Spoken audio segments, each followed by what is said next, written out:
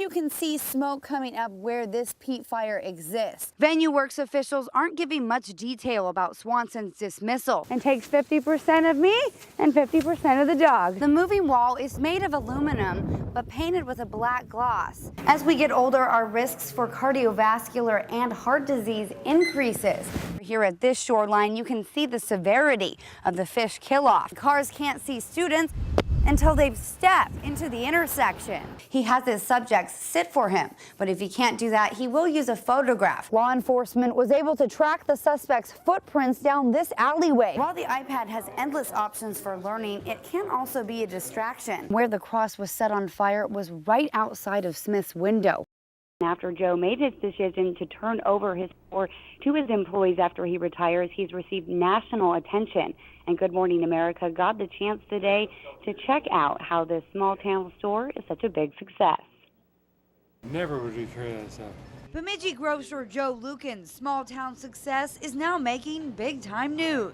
Good Morning America is here today. And attracting camera crews. To me, it's like a classic American dream story. The Lucan's Village Foods owner says he was shocked when Good Morning America wanted to spotlight his decision to turn over his store to his employees on their show. I didn't think it was that big of a deal, but apparently the country wants some good news. After 46 years of business, Joe is retiring and transferring ownership of his three-store chain to his some 400 employees through an employee stock ownership program. It's a good feeling, and it gives me a sense of responsibility to the store to really take pride in my job. This is the best option we come up with, best for the employees, best for their families, and best for the community. I want to kind of capture his spirit and how the supermarket is kind of, I guess, a manifestation of that. GMA producer Suzanne Yeo says Joe's character captivated them from the beginning. A lot of like just warmth and goodness. I mean, there's just kind of like this warm glow around Joe, and you know, he's got all this charisma. It was no surprise when Joe made every attempt to share the spotlight with his employees. Yes. And with his customers. He's done so much for this town, the community. He's done so much for charities. His welcoming smile is here many times when I'm here to shop. He greets everyone and makes us feel welcome in the store. For the entire Lucan's family and the Bemidji community, Joe has always been a hometown hero. And now his generosity will become an inspiration to the entire nation. No, Grace, she's next.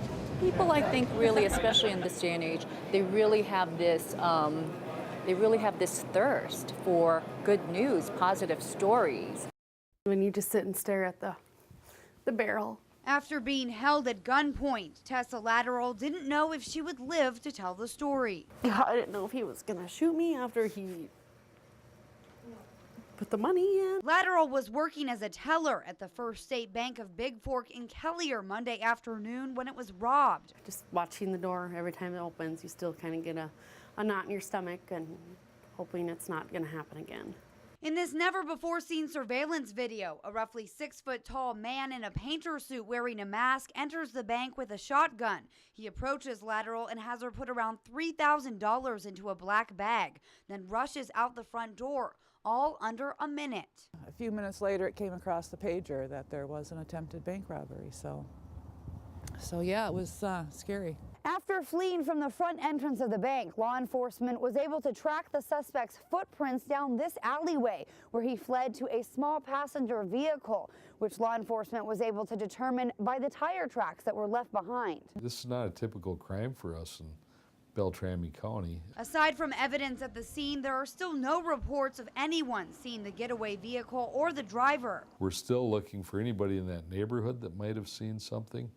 So our officers have canvassed through the neighborhood. But in just one day, law enforcement officials say they have promising new leads from the public and information from further investigation. We're pretty confident we're going to catch them. And in a small town like Kelliher, this masked man didn't just rob a bank, he robbed the entire community. Native American heritage is celebrated every day in tribes like Red Lake and Leech Lake.